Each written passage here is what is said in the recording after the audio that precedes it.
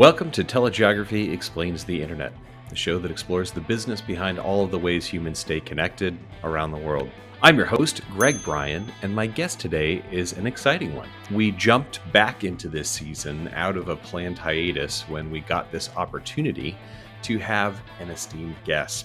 Joining me today is FCC Commissioner Nathan Simington. He has served on the commission since late 2020 and comes with a diverse background, as you will hear in the interview, including time with the NTIA, which I think is really key to bits of our conversation. The commissioner and I get into several key issues that will come up for the FCC and definitely relate to what many of you as the listeners to this show work on every day. First, we dive into several issues surrounding spectrum allocation and use. We talk about fixed wireless access, low Earth orbit satellites, and how they're going to fit into current spectrum plans. We talk about CBRS, unlicensed spectrum, and of course, I have to get into a little bit on spectrum auctions. We then talk about the broadband infrastructure law and the commissioner's view about the role that wireless can play in helping close the digital divide. We talk about the FCC's role in submarine cable development and the commissioner's views on ensuring submarine cable security. Finally, we hear about the FCC's cyber trust mark and the commission's role in securing the ever-expanding threat perimeter. We get the commissioner's views on how to get OEMs invested in keeping users safe. Commissioner Simington is clearly passionate about a wide range of telecom issues, and we had a really information-dense conversation. I hope that you enjoy it as much as I did. Welcome so much to the show, Commissioner Simington. I'm absolutely thrilled to be here. I think you've got a really great topic list for today. Excellent. Thank you. Before we get started, since a lot of listeners may not be that familiar with you, of course, they've heard your name and things like that, but I wonder if you could give us a little bit of your background and how you came to be a commissioner at the FCC. Well, it's all very logical, really. So I was appointed in 2020. At the time, I was working in the Commerce Department. There's a telecom agency there, the NTIA, that's actually become quite a bit more prominent since I left, which stands to reason. In any case, so I was at NTIA. Before that, I was a lawyer in private practice, working mainly on financial products associated with wireless mobility. The debt and infrastructure financing pieces of that are kind of interesting, and might inform some of the conversation later today. As a lawyer, my background is primarily finance and tax.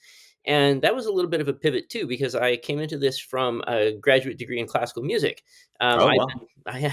I'd been planning to become an academic, and then the 2008 great financial crisis sort of got in the way of that.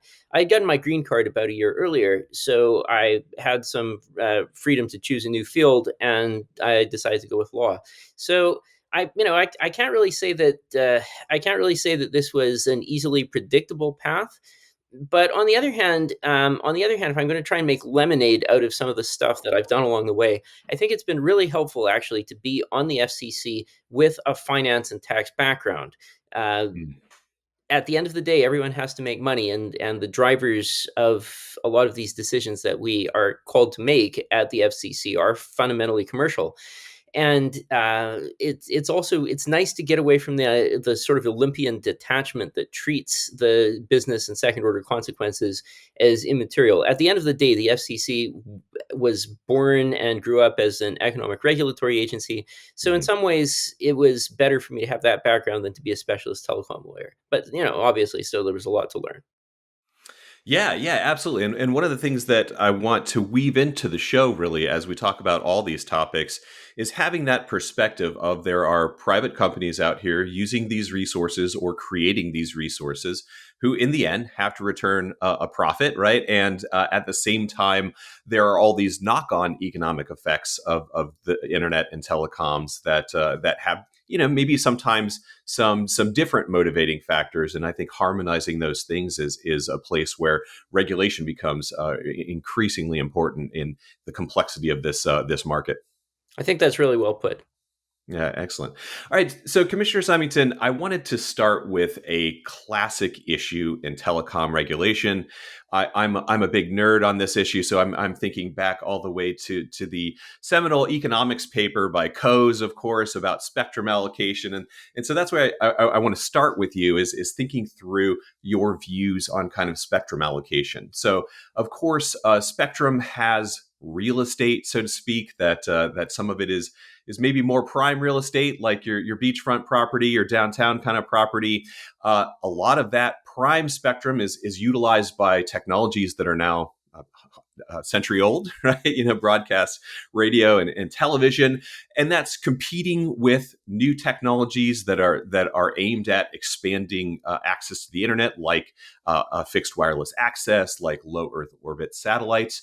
And so, my first question to you, Commissioner, is: do you think the U.S. is currently allocating spectrum efficiently? Well, that's a really interesting question. I'm going to even maybe go a little bit more towards the physics and the path dependency of this to set the stage in a little bit more detail. So, if you look at the table of frequency allocations, then I think one plausible way to read it is that it's divided into very many services, mainly on the basis of frequency differentiation. So, if you think back to a 60s, 70s technology level, obviously, we had great RF engineers, but they didn't have a lot of compute available to them. So, in some ways, the most logical way to get a signal from exactly the party that was sending it to exactly the party that was supposed to receive it was to make sure that you had a very particular model of what frequency, what power level and what propagation you had in mind, and then to design your transmitter and receiver on that basis. I guess what I would say now is that that analog model is increasingly an apposite and behind the times, as you pointed Mhm. out, I think it's worth asking the question: the degree to which we could perhaps do roll-ups in order to have bigger channels. That is, instead of having a channel that's a fraction of that's a fraction of a megahertz, maybe we should get everything on larger channels and then do the partitioning at the software level. Mm. Mhm. In general, I don't think at the FCC we've thought enough about the increasingly software-defined reality that we're in. Mhm. Likewise, sometimes when we're analyzing the safe behavior of an antenna, we treat an area antenna as though it were potentially an immobile parabolic antenna. And I think that leads to over-indexing a little bit on potential radiation risk. There are a lot of ways in which our models have to adjust a little bit to accommodate an increasingly software defined and area antenna defined age. Mhm. Um, so I think that has to be part of the conversation. Whenever we're asking, are we using spectrum efficiently? We should be asking, what would an alternative use that gets to the same place via other technical means look like? Is it possible to deliver this service or an improved version of this service, or just a strictly superior replacement for this service in a way that grows the pie rather than further partitioning it? Um, Now, you mentioned coasts and you mentioned auctions, and I think auctions are a really interesting example of how the regulatory framing can wind up controlling the economics and the physical use. Mhm. Because the idea behind auctions originally was that uh, many different competing kinds of users would come to the table with business plans, and essentially by being able to secure funding and business commitments for those plans, we would be engaging in public discovery over what well, the highest and best use of that spectrum actually was. But and of course that's a deservedly brilliant idea. It won a Nobel. We contributed a lot to the development of that idea at the FCC, and we're very proud that that's in our intellectual genealogy. The difficulty is that increasingly, when we bring spectrum to market, we're not really bringing it to market for that sort of general use where that kind of discovery can take place. Instead, the spectrum that we bring to market is already significantly pre engineered. We can't avoid Mm. that necessarily because there are going to be other adjacent users who have to be accommodated. But we'll bring something to market really as a cell phone band, for example, not just as a generic band where perhaps a cell phone bidder might win the auction, or perhaps instead a satellite bidder might win the auction. The necessity of operating in neighborhoods and accommodating the business practices and equipment installed base of other users winds up forcing a lot of these decisions to take place before the auction. And as such, I think the price discovery mechanism in the auction is maybe a little less performant than we're hoping that it would be. At the end Hmm. of the day, the point of an auction isn't to extract as much income to the federal government as possible out of a particular category of business user. The point is really also to engage in that process of discovery. And to the degree that we're not doing that, then we're deviating from the theoretical ideal. Right. You want to find that highest valued use. Essentially, it's not about revenue generation per se, but about the efficiency of the allocation. Right. I would say that that in a truly well-run system, revenue generation would be a relatively secondary consideration compared Hmm. to that initial priceless discovery of having engineering and finance weigh in on potential business plans and bold new ideas. Right, but so I want to put a pin for the listeners in something that you said in all of this that I think is really fascinating. That it is the sort of old way of thinking okay, well, what we're going to do is look at the spectrum, look at each use that it's allocated to, but instead think much more deeply about how technology can enhance that spectrum, use that spectrum in novel ways, rather than just sort of the classic NTIA map, which I'm sure you had a hand in at some point, right? Of this is this belongs to the DoD and this belongs to that, but rather thinking through how can private industry create new technologies that utilize what is there in better ways and more efficiently. Yeah, no, I definitely think so. It's so we're in 2025. Starlink first applied for licenses in 2016. So Hmm. everything that's happened in low latency LEO satellite has happened since 2016. Right. Even just in this past year, the service has scaled up a ton. I was talking to some Starlink business people, and they were giving me numbers of going from 500,000 to 2.5 million users in the United States in 1 year. I mean, that's very fast growth. Yeah. That's going from being a more marginal ISP to being at the sort of at the bottom of the top 10 national players. So so a lot can change in a hurry. It's going to change in ways that we can't predict. Hmm. Um, I mean, if we could predict them, then we should all quit our jobs at the FCC and go run the best hedge fund in telecom, That's right? I'll right. make $1 billion, Yeah. right? Yeah. Yeah. If you figured that out, I'd love to be in on it. So, Yeah, yeah. exactly. Yeah. You can't replicate what tens of thousands or hundreds of thousands of fantastic engineers and scientists and business people are doing, right? I Hmm. mean, it's there's just way too much intelligence out there, and even people who are going to be winners in this environment don't always necessarily know how they're going to win. They're Hmm. I mean, I remember reading AGM's Chaos Monkeys about the Facebook IPO, and towards the end, he says, nothing we did actually mattered. Nothing that we were doing in ad tech actually mattered. It was mobile ads that made the entire IPO pop. So, we were killing ourselves for nothing. But yeah, you can't know that till after the fact. Right, right, absolutely. Yeah, I mean that's the classic with everything, and yeah, I think in Leo in particular is really interesting from my perspective. Starlink, for example, has heretofore focused a lot on the consumer market, but then there are other startups in the Leo space that are specifically focused on recreating some wide area network kind of technologies, like sort of MPLS in the sky, right, and utilizing new ideas like creating a network above the earth, essentially, right, that might rival the way that physical networks have to operate terrestrially and submarine cable wise. So I think even beyond the very technical aspects, there are just some new ideas of what we could do with Leo. And it's all about having the space to be able to make that creation happen and see how it plays out in the market. So I think it's really interesting to hear someone on the regulatory side get that right. So yeah, that's great. Let's talk specifically about CBRS, right? So I wonder if you briefly describe what that is, what those rules that we adopted about a decade ago in the U.S. and what, if any, changes we're going to see in the CBRS space during this FCC administration. Yeah, absolutely. So with CBRS, it has CB in the title, sort of on purpose, because it's supposed to be an open access 5G midband allocation, Hmm. and that's, I think, sort of a very interesting idea. I mean, depending on your perspective, it might be a dirt track in the middle of a 4-lane highway that is Right.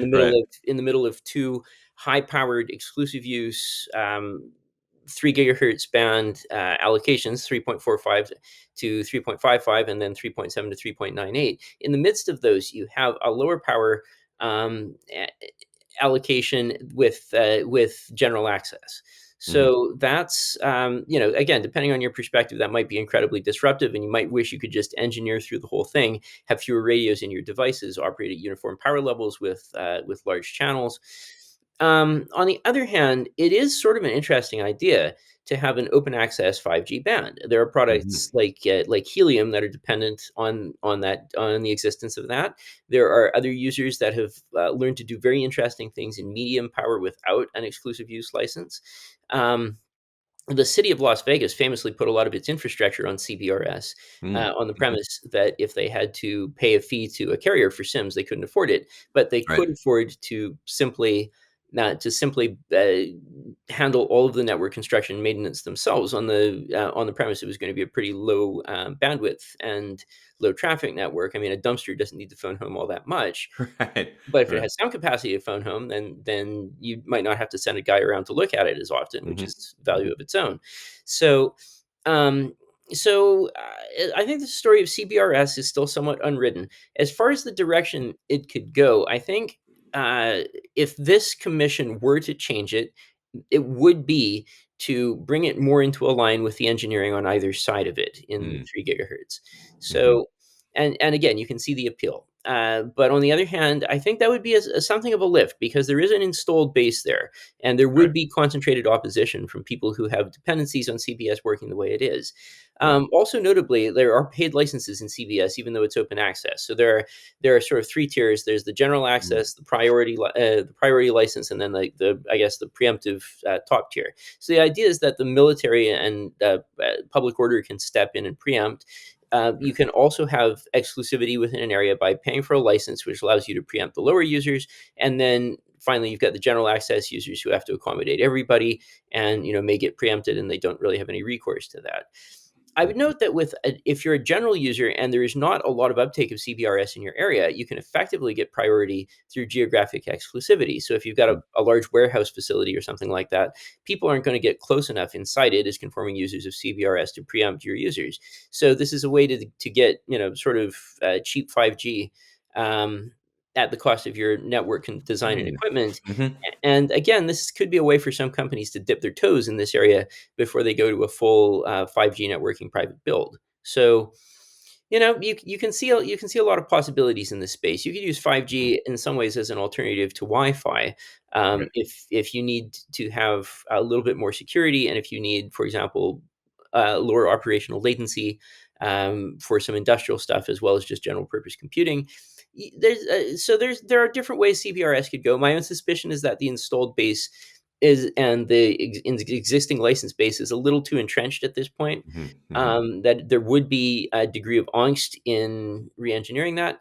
As against that, the FCC does have a history of running auctions where the auction proceeds are expected to buy out the existing users. We did it for Right. 3.7 to 3.98, for example, which involved buying out lots of satellite users in the C band. We did it with the AWS-1 and AWS-3 auctions, which bought out a lot of federal incumbents.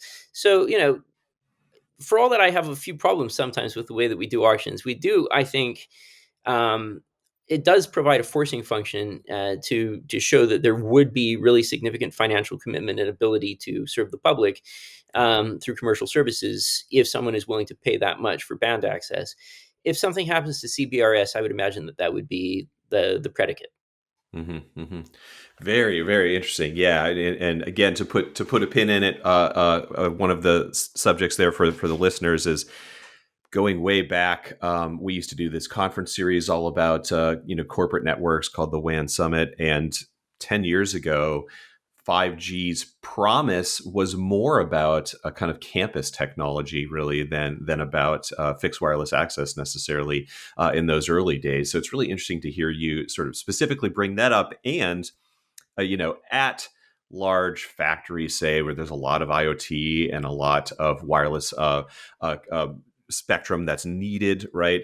I think what you said was really interesting there about how if you're alone, right, then you have more opportunity to utilize this resource really than you do in an urban environment, which is precisely where that technology might be kind of the most useful. So I think that's really interesting. It's a kind of a joke in our business. that the real estate team never has the network team in mind when they locate facilities, right? So this is one case where it kind of works out for the network team. So that might be really good. So yeah. So before we leave Spectrum, there's so much here we could talk about Spectrum all day, but I have several other topics that I'd really like to get our listeners your thoughts on. But before I leave there, very much related to what you've been talking about in the CBRS there, but specifically for just the unlicensed spectrum like 2.4 gigahertz, everybody knows from looking at their devices or whatever, the tech world is constantly coming up with new uses for this unlicensed spectrum. That, of course, creates all kinds of competition, both in the consumer and the sort of enterprise markets. Do you see any changes that might happen there, or anything that you think the FCC could do to work with the tech world to make these things more efficient and able to get to market? Yeah, well, the Pi Commission, 2016 to, 2017 to 2020, um, had obviously a very strong sense of, when it comes to spectrum, all of the above. Hmm. That we should have more unlicensed, we should have more licensed, we should have more licensed light, we should have more commercialization, more commercial uptake generally. And I think the trend line is very clear that the Carr Commission, currently seated, is going to think that way. Hmm. Obviously, our chairman, Brendan Carr, was served for many years under Ajit Pai, and there's, I think, a lot of continuity. And then his record shows that he's got a long history of favoring infrastructure construction and bringing spectrum to market. I mean, the very first meeting he presided over in February led with a spectrum item, a spectrum commercialization item. So I think the spectrum commercialization trend line is very clear. The intellectual heritage of it is clear, and we should all expect this commission to operate in a similar fashion as the Pi Commission did, with bringing more to market.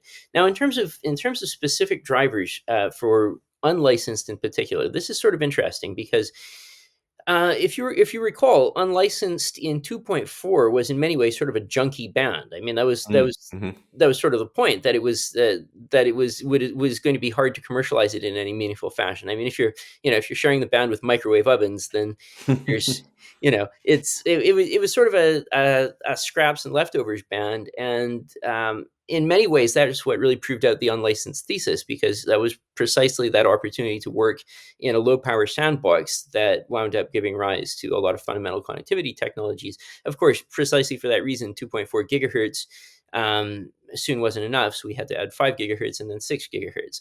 I think there's probably a degree of buyer's remorse, or at least angst, with regard to 6 gigahertz specifically. Now, the Wi-Fi industry moved with alacrity to build out the Wi-Fi 7 basically on the basis of Hmm. 6 gigahertz. So there's no putting that toothpaste back in the tube, because Wi-Fi 7 is pretty great. Right. But on the other hand, China has gone with a licensed model for 6 gigahertz, they've turned it into a 5G band. So that means everyone else in the world has to decide: do I want to be in the American bucket or the Chinese bucket, or do I want to try and split the baby somehow? Hmm. So 6 gigahertz is just divided use internationally, and every country's regulatory regime is going to have an undue influence on what specific technologies are adoptable in that country for operations. Um, Personally, this makes me want to take another look back at the 5 gigahertz band, because the practical history of 5 gigahertz was that the uni bands in 5 gigahertz were fairly heavily encumbered, really, by a defense department and other coordination requirements. So the spectrum coordination mechanism in there was, I think, pretty clunky in practice, and led to many OEMs not trying for a more ambitious uni support. And the unencumbered parts of the band were discontiguous, and so if you wanted to operate at high power level, you were constrained in channel size. And I don't think there was a single 80 megahertz channel available um, at at a watt of power, or the way the band was originally engineered, until the FCC eventually clipped a little bit off of the DSRC vehicular connectivity service at the Hmm. top. So that brought one 80 megahertz channel into 5 gigahertz, but that wound up having actually negative second order effects itself, because DSRC is at this point is a very common agricultural ad hoc networking technique with Hmm. with with European manufacturers, and that means that some of those features and capabilities aren't available in the United States, even if you import that European equipment. Right. So you put it all together, and I think maybe taking a little bit of a second look at 5 gigahertz, and in particular asking if we can improve the spectrum coordination mechanism and come up with a more permissive regime for dialing up power levels. Um, I'm not sure how much that's teed up right now, but I think that's something that would make sense for us to focus on once some of the more pressing commission business gets settled. And Hmm. to the extent that your members wanted to bring, that your listeners wanted to bring things into the commission on this topic, I think it would probably be pretty receptive. As far as the larger question though of unlicensed, I think there's a sense that 6 gigahertz was a big move in unlicensed, and that we're waiting to see that one still fully worked out. Hmm. Um, but it's not clear to me exactly what's going to happen with the future of wireless mobility as the 5G bands begin to get congested. But it strikes me that all of the proposals that I've seen around potential 6G protocols are based on opportunistic frequency use. So Right. rather than just having a dedicated band, there would be a degree of opportunism based on detection of what's present in the local spectral environment. And this is already familiar to us because it's how Wi-Fi works. It's even more how a lot of UWB services like AirDrop work. Hmm. So, but the whole concept of a spectrum license seems to be somewhat under pressure in that situation. And maybe what we're really talking about is some sort of an unlicensed scenario with a coordinating overlay. So adding to that, there are incumbents already in some portions of these bands. So, what does it look like? Is there some way to buy out an incumbent for an unlicensed with a priority overlay? These questions are a little bit far in the future, though. I don't think Hmm. I think in the short term, the commission's biggest priority is going to be is going to be exclusively licensed wireless mobility spectrum in the commercial area. Right, right, excellent. Yeah, well, and as you say, there's the low hanging fruit to pick here, and then spurring ideas for the long term. But it gets so complex when you slice this up so finely. So, That's where we should be yeah, listening to industry. That's where all the technical know-how is, and that's right. frankly where people are putting skin in the game, starting their own companies, investing in these areas. So, Hmm. yeah, very Hmm. important to maintain figurative fill on that. Yeah, excellent. All right. So, Commissioner, I got to shift gears here a little, although these topics are related. But I want to talk about broadband expansion. Obviously, all of our listeners are going to be familiar with the bipartisan infrastructure bill that was passed a few years ago, allocating $65 billion to broadband expansion through several different programs, BEAD, for example.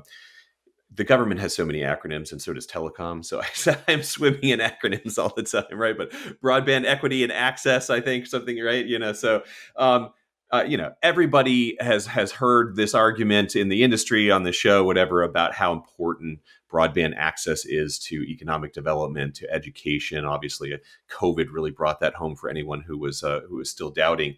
But I first want to just hear from you, commissioners, and your view and this FCC, how you think of broadband expansion and broadband access as a key priority. Yeah, for sure. Well, I mean, we all like it when everyone has broadband. We want everyone to be a first-class citizen of the digital age, not least because the facilities and capabilities that we can deliver in public service in that area are enormously empowered if everyone just has the minimum capacities available to receive them. Just as it's important that everyone should be reachable by the post office, or that Hmm. everyone should be reachable by road, whatever it might be. Right. Um, I guess when I look at how BEAD played out, Hmm. I guess I would say that's an area where where technological development might have taken the government somewhat by surprise, and Hmm. so an effective response by the government has to involve a certain amount of, I guess, unscrambling the egg on that one. So if we think back to the tail end of the second Obama presidency, the second Obama presidential term, I should say, Hmm. then if we're thinking around 2014, 2015, then it seemed as though fiber to the premises was really the only game in town for getting 1 Gbps down in vast majority of applications. Hmm. And so I think a lot of people slightly overlearned the lesson, understandably, that fiber to the premises was the queen of home connectivity technologies, and there really wasn't anyone in second place. And so, it logically flows from there that whether someone has fiber to the premises or not is going to be dispositive as to whether they can be a fully, I guess, fully empowered citizen of the 21st century, or whether they'll be Right. marginalized. And you can completely see the argument in light of what was available at the time. And it, there was, I guess, some understanding that municipal broadband programs had not, by and large, been successful. I mean, Provo getting bought out by Google Fiber was sort of, that was, I think, Hmm. 2012, was sort of a surprise for a lot of people, because it was a scrap value sale where Google bought it for $1 in order to assume the liabilities of the system. Hmm. Um, but anyway, but nonetheless, a few hiccups like that notwithstanding, there was still a sense that municipal fiber to the premises was going to be a great way to do things, and that fiber to the premises was the fundamental connectivity technology that we're all going to be operating on. And I'm on FiberLink right now, so I mean, I see the point of it. Sure. I'm sure a lot of people have fiber; they love it. The thing is that the United States is a really big country. There's so Hmm. much geographic diversity. The cost of fiber can be, 200, 300 percent higher in certain areas. It's a difficult question trenching in dense stone in the Southwest, or in coral sand that eats your drill bits in Florida, or in just rugged terrain like West Hmm. Virginia. Uh, so doing fiber to the premises, another way of looking at that is areas where it was economical to do fiber to the premises and where there was a clear economic thesis for that were already teed up for builds or had been built already. Right. And some of those builds were successful, some of them weren't. But what the BEAD program really was sort of eliding was that building so much fiber to the premises that you're trying to reach every BSL, broadband serviceable location in the United Hmm. States, the vast majority of builds you take on are going to be builds that don't just have a capex problem; they'll have an opex problem long term, and they Right. may well have an uptake problem long term. Hmm. Um, about 20% of all of the United States is device primary or device only. People who are connected to broadband internet but don't have a computer, Right. or who rarely use their computer. And again, it's very important not to take the prejudices and practices of a small coterie of upper middle class DC lawyers and Yep. extrapolate that to the entire United States.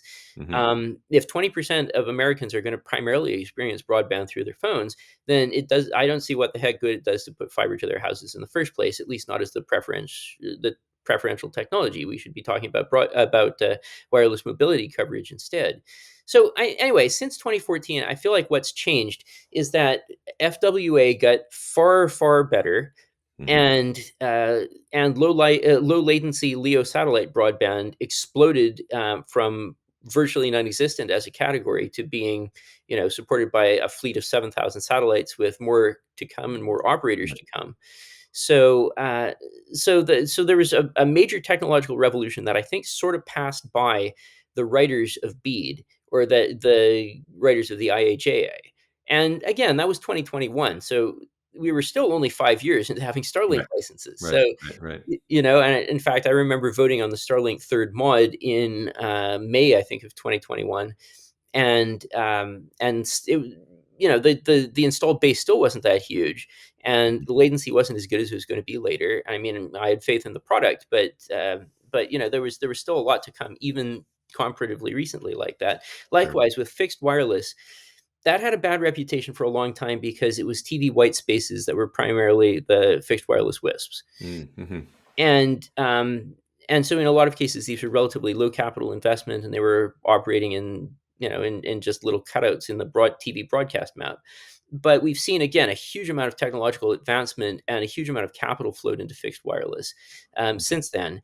And I think the story of broadband internet today has just got to assume that multimodality is the default, and that people are going to have choices in satellite and in fixed wireless. The wireless mobility companies are competing very fiercely with the cable companies through their fixed wireless product, and lots of fantastic technologies have hit the market. I actually sat down a couple times with some of the leadership team from Toronto a few weeks ago, Hmm. and and there's great stuff out there, in terms of more ISP centered businesses. Starry has a really interesting model.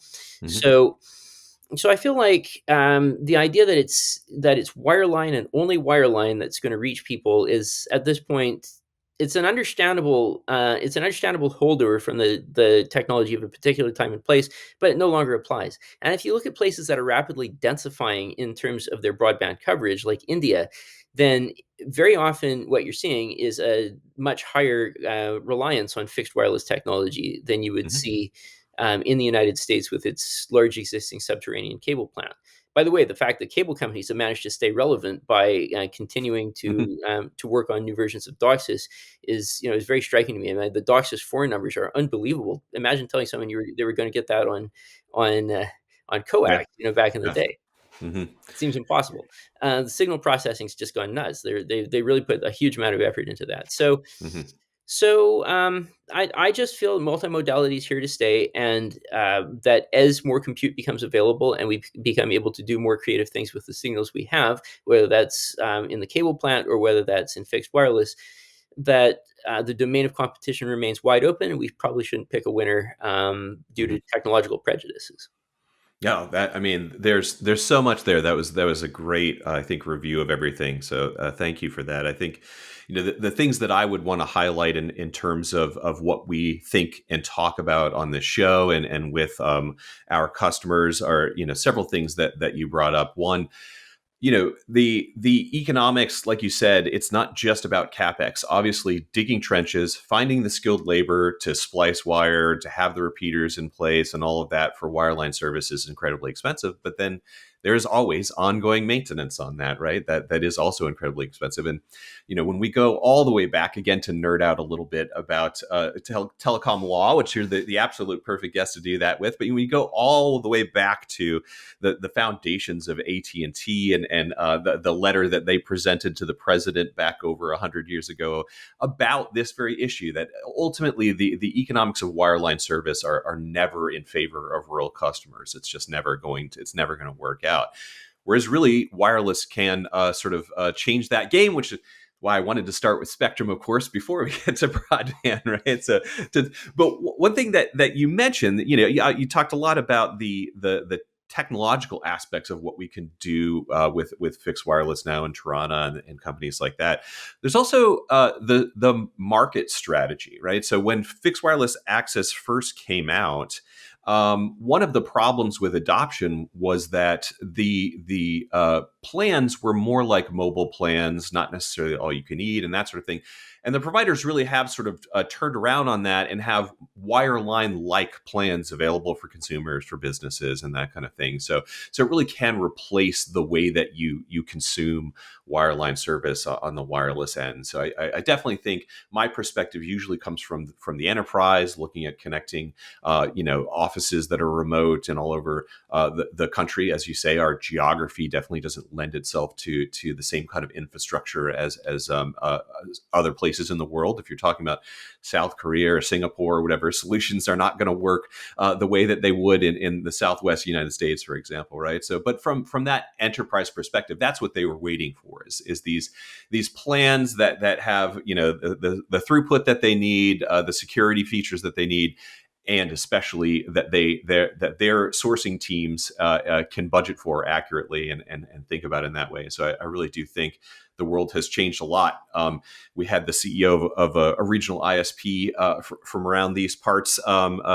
Used to be called Horizon, I think now Glow Fiber, a couple of years back, just talking through the same thing right after the bipartisan law was passed, about just all the layers that he has to go through in order to get wireline developed, like not just in terms of the physical layers, but then every layer of different regulatory bodies or the owners of the poles and all of that sort of thing. And wireless doesn't get rid of all of that, but it certainly does change the economics quite a bit, I think. So that's, I think, really interesting to hear you say that. Well, I mean, it's an interesting time for sure. I mean, you mentioned something I think really interesting that's worth circling back to a little bit earlier on the economics of fixed wireless, and I think the for example the initial lack of all you can eat plans from Yeah. the major prime network operators in that area. And I think that represents a really interesting evolution away from a focus on the megahertz pop revenue trade-off versus Mm-hmm. wireless mobility to a more customer-centric approach, and really asking the question, do I want this customer or not? And am I willing to commit the resources to this customer? There's a certain point of view where the wireless mobility companies don't really have a choice, because cable companies have figured out how to cream skim them, right? Uh, Mm-hmm. there are MVNOs out there that are based on the premise that we do 85% of our traffic off tower, and since we have no build out obligations and we can target only markets where we can fully make our off tower offering competitive and desirable, we can always go lower than the MNOs. Mm-hmm. And so, with the cable companies in the position to make such an attractive offering, which is in part conditioned by the lack of regulation relatively on that specific product, it puts the MNOs in the position of what domains of competition can they open up. And again, I think it's really interesting that the MNOs were able to find a fixed wireless to the home business that on a again on a megahertz pop basis is significantly less profitable per bit served than you would see with wireless mobility. And yet Right. there is a desire to cultivate that customer and to work through the necessary technological and infrastructure push to eventually be able to make that customer agnostic. That's the goal between wireline and FWA. Adding to this, I guess DC tends to myopically over-index. Sorry, no offense to people with myopia, but it tends to over-index on line speed specifically as a metric, Right. rather than looking at at other drivers of quality of service. They're not looking at your local queue management, for example. Mm-hmm. They're not asking whether you've upgraded your router firmware. In fact, they're sort of hoping that you didn't. Right. But a lot of stock router firmware isn't that good. So you put it all together, and depending on how good your in-home operations are, you might be able to get by better with 80 Mbps down than a lousy router and 1 Gbps down. I mean, Mm-hmm. and that's again, both those metrics of BPS down are themselves subject to question and to additional scrutiny. But but as much as anything, that's an interesting part of the potential FWA play. Like, maybe what they find out is that there's a level at which in-home networking for the types of services and data volumes typically consumed, even by heavy home users, can be satisfied by significantly less than 1 Gbps down. And Right. in that case, perhaps they're in an interesting economic position where they can provide fully adequate, fully satisfactory infrastructure without being so conditioned by that one number. So, Mm-hmm. really interesting to see what might potentially happen in that space, both in terms of price competition, in terms of if eventual conditioning of the router market. You look at what Eero's doing, and it's pretty good. Um, so, I guess my mentor on these router questions was the late Dave Tett, God rest his soul. We spent a long time talking through the attainable quality of service on even very low bandwidth connections, and it was a real Mm-hmm. education for me on that topic.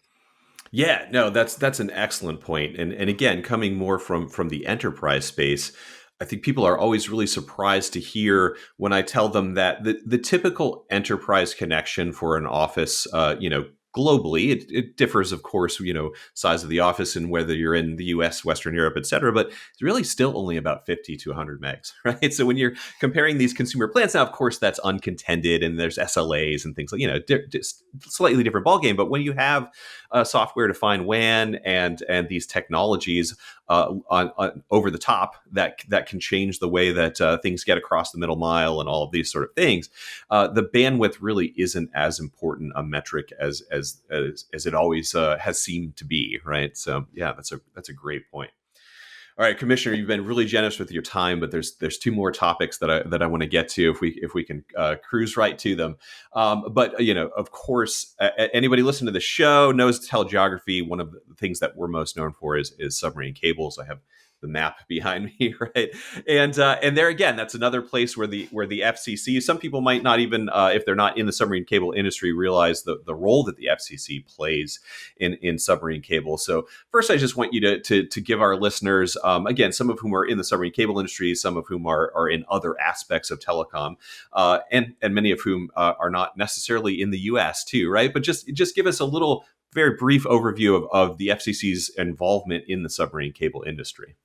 Yeah, absolutely. So it's clearly within our jurisdiction. Our statutory jurisdiction is interstate or international communications by wire or radio. So this is international communications by wire. So that's pretty much a done deal.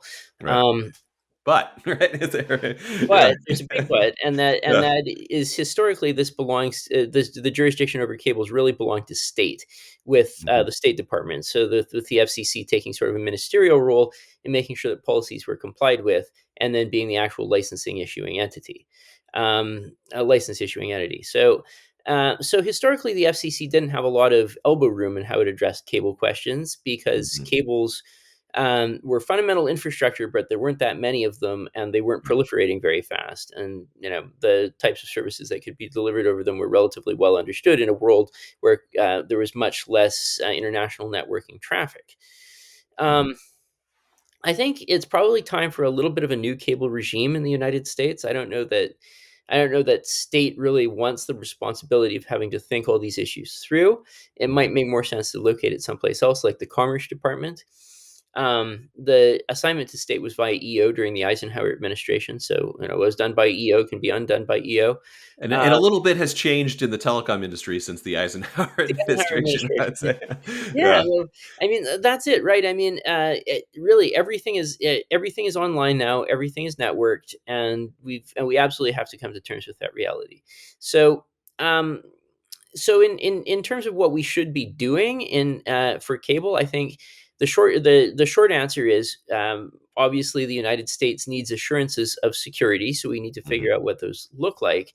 But I don't. But at the same time, it's important for us not to over-index on things that have not been shown to drive security, and when there's no credible belief that they are drivers of security, that would be bad. You don't want to be so secure that you can't do anything, as everyone thinks every time they Right. wind up having to use an RSA token, and then some sort of third party TFA and whatnot. And Mhm. it's just like I had to do that recently. Had to do that recently with my wife to order some simple medications online. I realized, wow, there's Mhm. more security than there is for me to get into my government network. That's sort of Yeah. interesting. Yeah, yeah. Anyway, but the point is, we wanted to make it as user friendly and as capital friendly as possible, while also providing opportunities for financing at relative regulatory fast lanes, and understanding what the real drivers of security are in this case, whether they're primarily social in terms of ownership, whether they're primarily technical, whether private industry is in fact fully sterilizing things in terms of security or not, and how Mhm. would we know? So I think what we're seeing is huge volumes of cable construction projects going on right now. I'm actually looking at a number in both the Caribbean and in South America. Mhm. Obviously, China is enormously involved with this. This, I mean, kicks us up a level. I mean, the FCC is never going to own ships, but we probably should care about the economic environment for cable laying. We Mhm. probably should be making sure that there are adequate protections against cable cutting, deliberate or inadvertent. I think a lot of people are not up to speed on how good backscatter acoustic sensing has become for Mhm. Mhm. detecting net drops and anchor drops, and getting some sort of a rapid reporting system so that this gets surfaced to the FCC quickly. Um, and we can respond to any anticipated capacity changes, or perhaps also bring in sanctions against parties that are irresponsible in that area. Mhm. That's sort of an interesting question. It's sort of obviously AIS is a vitally important service and isn't going away anytime soon. But I think asking what an evolution or supplement to AIS would look like is also going to be part of the cable integrity business we should be engaged in at the FCC. Mhm. So specifically, a few years ago, we started to take some cognizance of the fact that AIS is being used opportunistically by some fishing operators, for example, to mark equipment caches as ships, thus making sure no one goes near them. That's the kind of thing where FCC field enforcement, again, is not going to easily extend to overflying what we suspect to be a mislabeled AIS cache and off the coast of Alaska or something like that. That's Hmm. kind of human capital intensive for the likely return. But figuring out some way of dealing with this in order to ensure that we're really on top of the cable integrity situation is, I think, a vital interest. That Hmm. said, cable hasn't been really a front desk concern at the FCC for a long time because precisely state was making the policy. There were staffers who ran this stuff, but the political front office didn't need to think about it that much. It might be time for the cable industry and for people dependent on the cable industry to start surfacing these issues to the FCC a little bit more and asking for some concrete policy making. I mean, obviously, I've outlined some of my areas of interest and concern there. But for example, the connection between AIS and cable integrity might not immediately leap out at someone who hasn't spent some time in the area. So, surfacing these kinds of concerns to commission political leadership is, I think, really good. We're supposed to be an expert agency, and we should be forced to act like that in the cable industry as well. Yeah, yeah, which is again why you sort of graciously agreed to be a part of the show. I think the opportunity to talk to those folks making those decisions.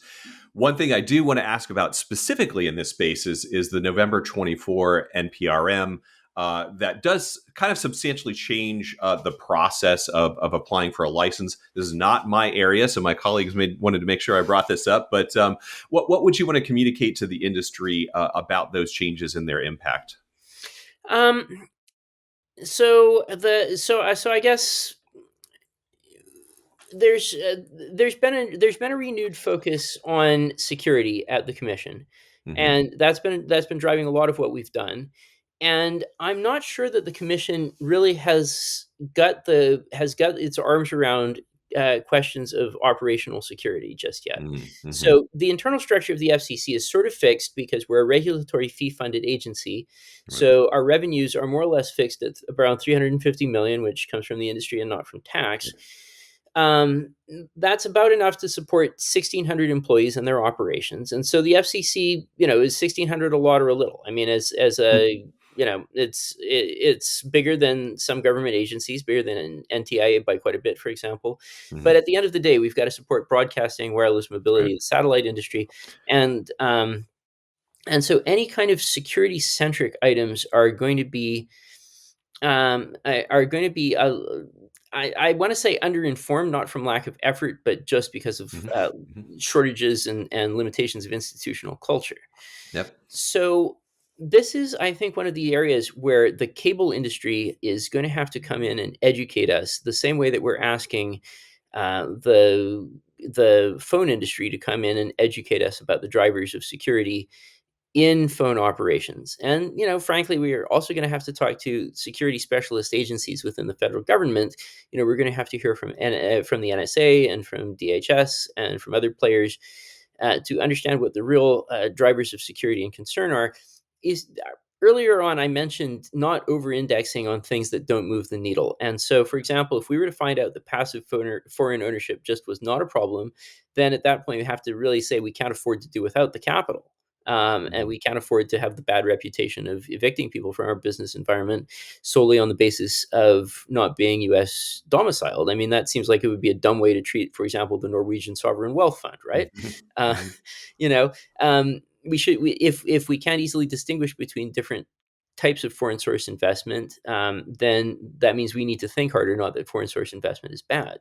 Hmm. Um, likewise, foreign control. I mean, what counts as a what counts as a foreign company? What indicia of control at the corporate level are enough? Are some people more foreign than others from our security perspective, and can that change over time? Hmm. Uh, so, so I guess what I would say is that anything that we are doing right now that potentially touches on security should be considered extremely provisional and subject to educational effort. That educational effort, moreover, might not be exclusively directed at the FCC, although we would like you to share things with us. But it should also be a matter of helping the West Wing to understand a little bit more what we're trying to do, and where you think that may be ineffective or misaligned Hmm. with what would be best for you and for society. Right. And when I say the West Wing specifically, there are consultation obligations now in EO 14215 between the FCC, the Domestic Policy Council, and the National Economic Council, as well as a coordination requirement with the Office of Management and Budget.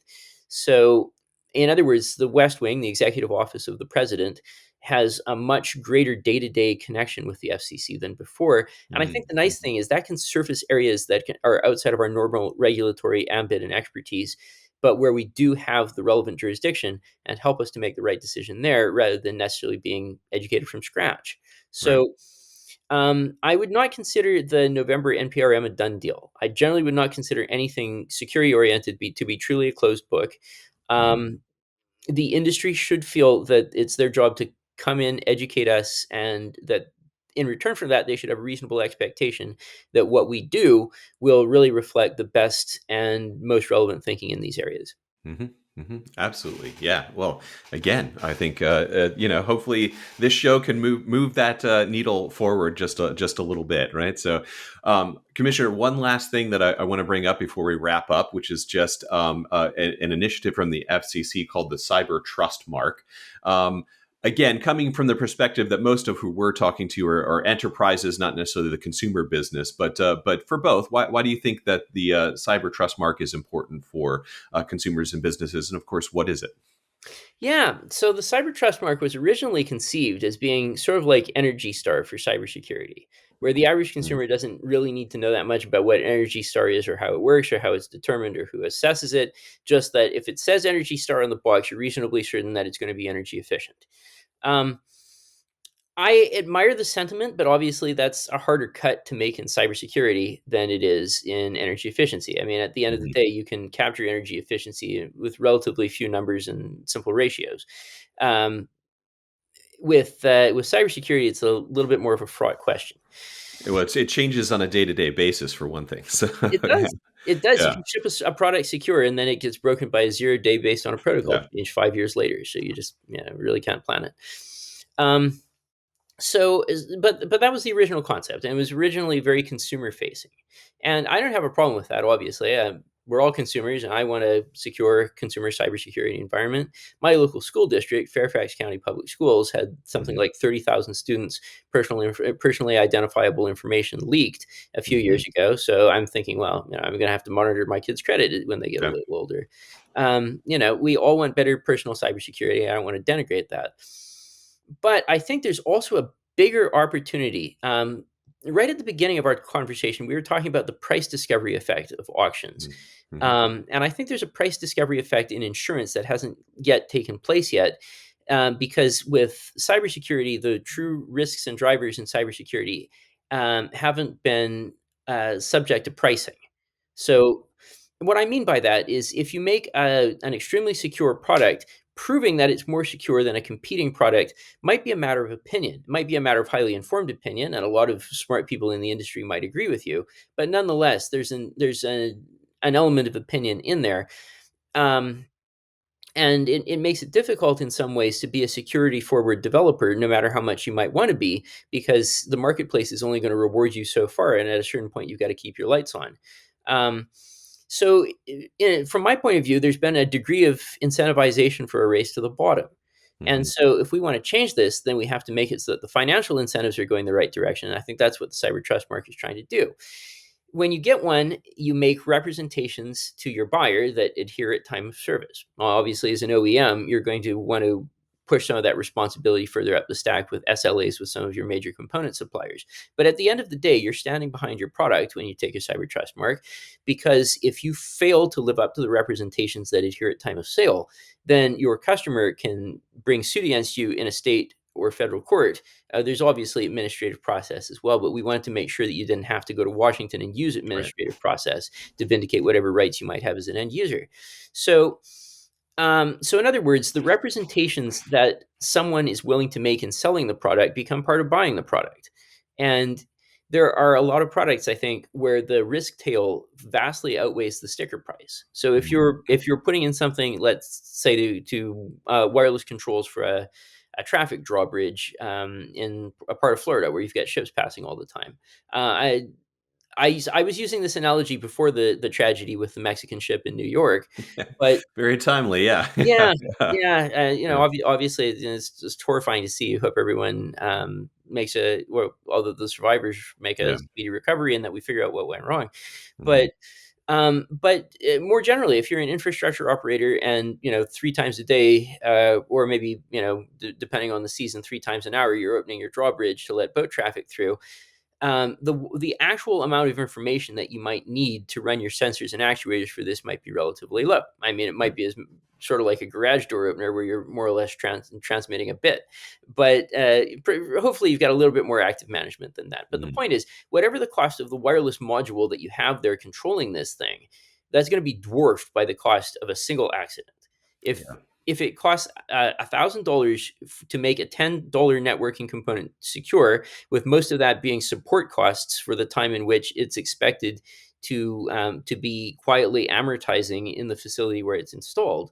Well, that $1,000 is totally worth it because Mhm. the risk overhang of this is potentially in the millions of devices or even in lives, and it's either that or the device becomes unsupported and potentially hackable at some point, probably 2 or 3 years after its release.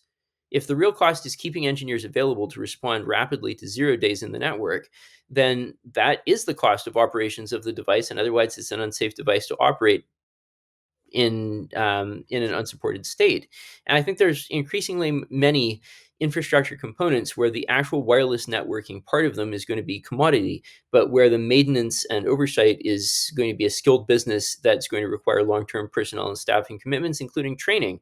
You're going to have to keep people current on networking protocols that are becoming deprecated, which means in a way you're paying them to stay experts on something that's trailing edge and to give up Right. opportunities that they might. The more you think about it, the more we still haven't fully swallowed the costs of pervasive wireless infrastructure. The Mhm. capacities are amazing, but the support costs are, I think, going to be some of the primary drivers here. And so, what we want to do is to surface those support costs of good product support and of good development practices, and make that something that you can bid on when you buy a product. Mhm.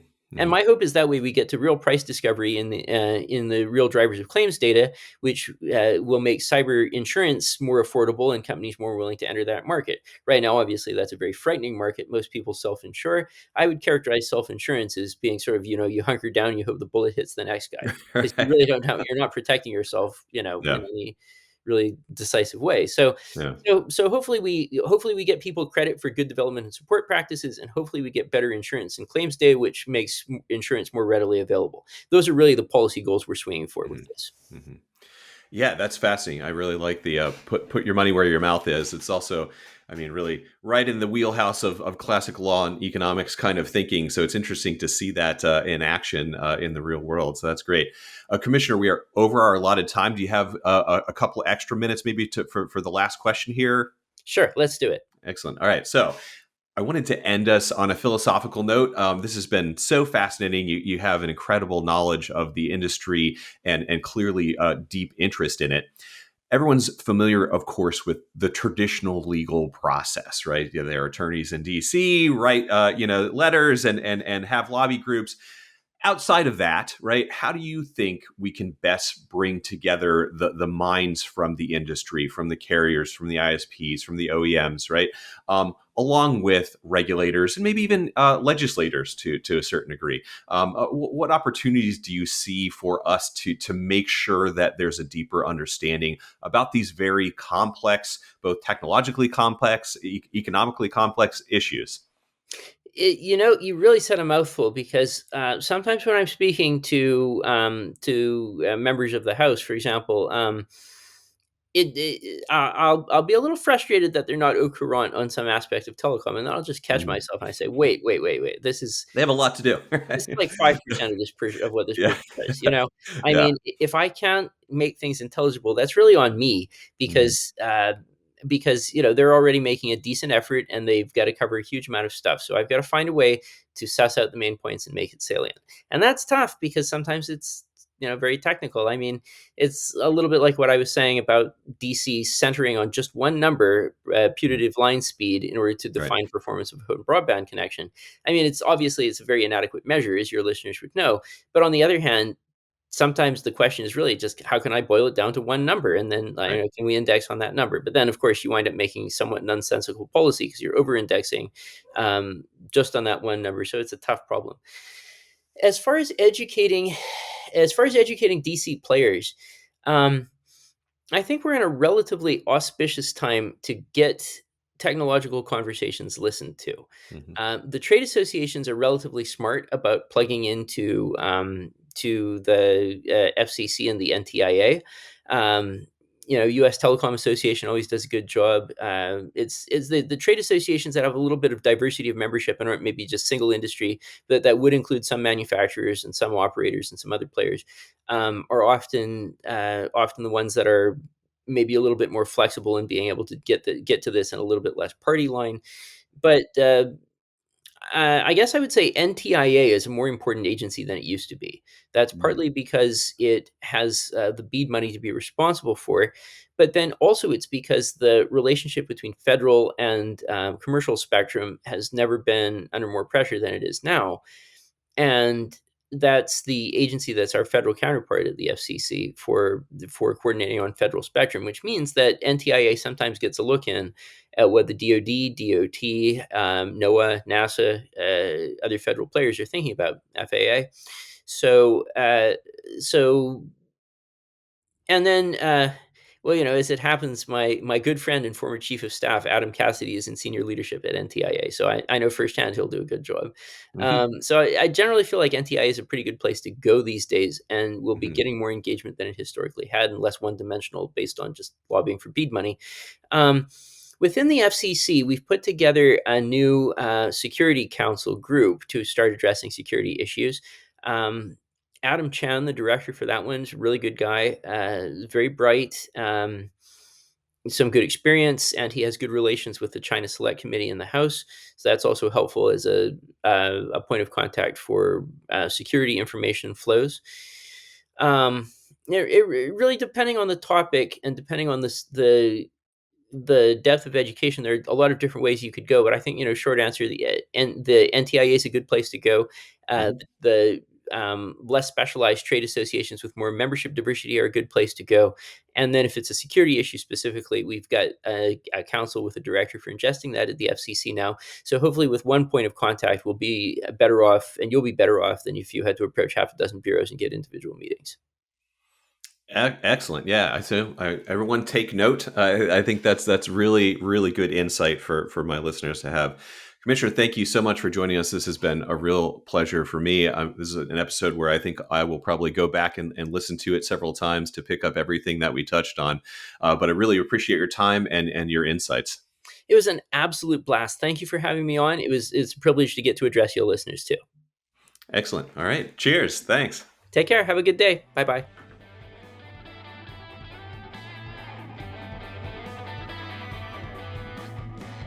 Thanks for listening.